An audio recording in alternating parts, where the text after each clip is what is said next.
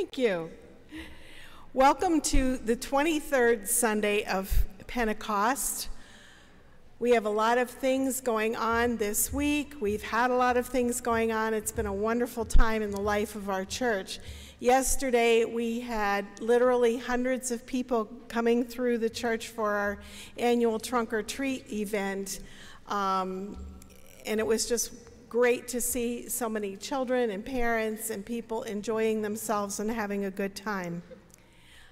Next week, the clocks go back. So remember, you have an extra hour of sleep. Make sure you fix your clocks so that you show up here on time, and hopefully we'll all be on time together. This afternoon, after this service, we are bringing all of the coats and clothes into the dining room to get sorted and hung. If anybody is able to stay and help with that, it would be wonderful. We do have pizza as a little bit of a help to give us strength as we're going through this afternoon. But seriously, we can use any help that we can get in order to make this happen. And then the giveaway will be later this week. And I'm sure that Karen Sadowski could probably use some assistance for that. So she's flitting around here. If you see her or see her when we're setting up, just let her know if you're able to come in and help at all. This week, we'll be starting our stewardship campaign. One of the reasons I'm mentioning that is that on Sunday, November 18th, we'll only have one service. So this really doesn't affect you guys because it will be the 10 o'clock service and we'll be staying with that time. But if anybody usually goes to chapel, we will not have chapel on November 18th. At this time, let our worship begin.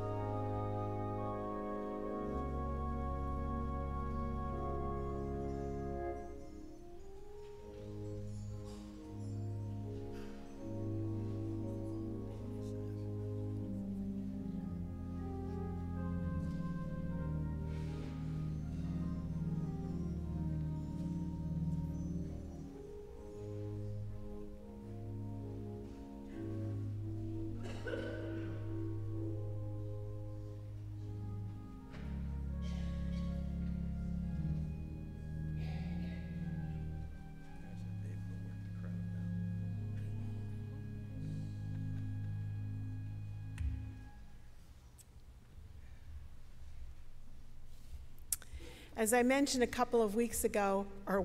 few minutes ago, we are beginning our stewardship campaign for this fall. And as you are aware, we have members of the congregation who speak to us about what that means to them. So our first speaker this week is Meg Harvey.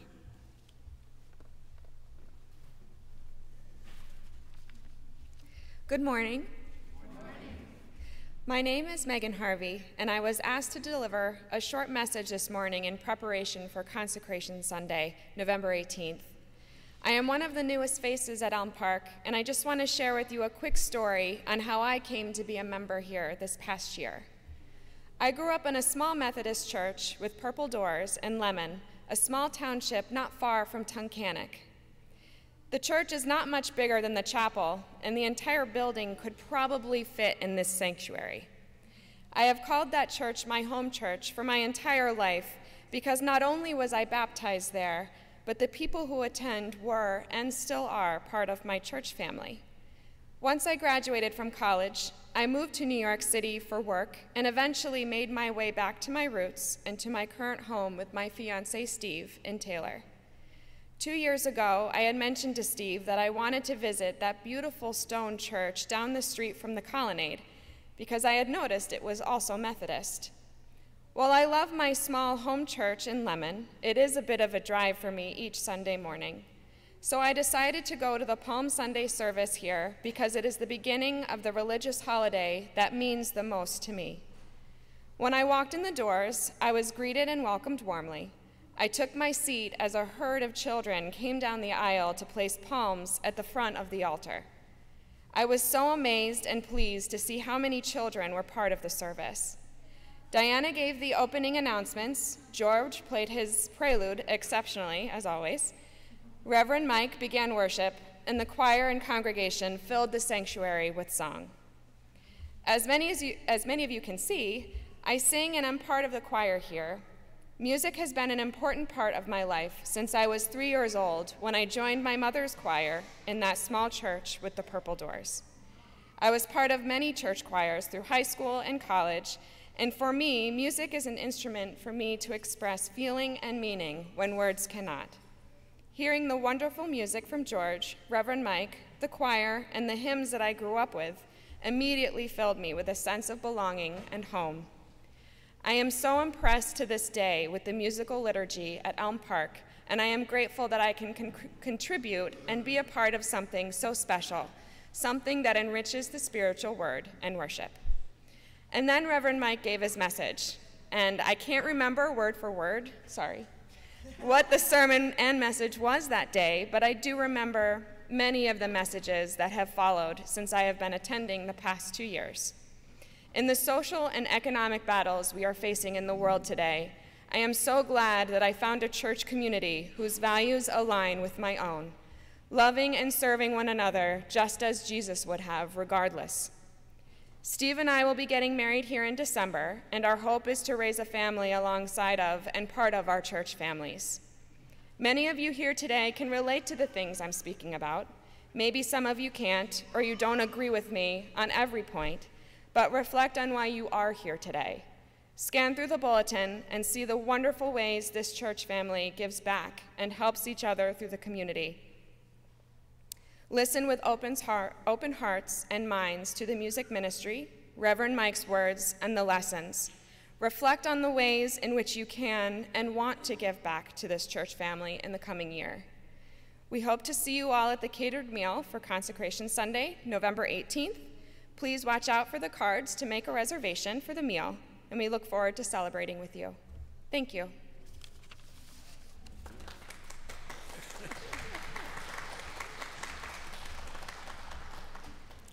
Thank you, Meg. Let us join together in the call to worship. I will bless the Lord at all times. God's praise will constantly flow from my mouth. My soul makes its boast in the Lord. Let the humble hear and be glad. Oh, magnify the Lord with me, and let us exalt his name together. Let us stand and sing number 57, Oh, for 1,000 Tongues to Sing.